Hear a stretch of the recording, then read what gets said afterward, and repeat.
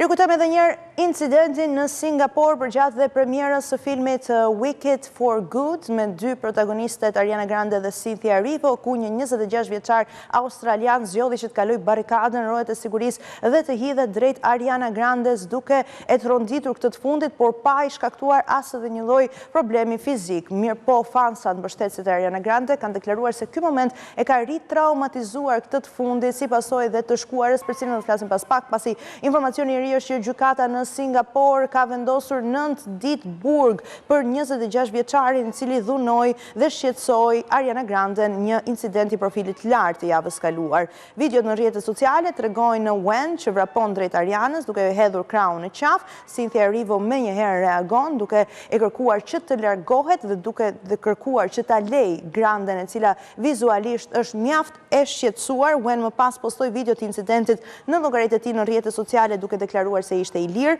Tashmë ai do të nisë edhe 9 ditët e tij të burgimit si pasojë e këtij incidentit. Rikujtojmë në fakt se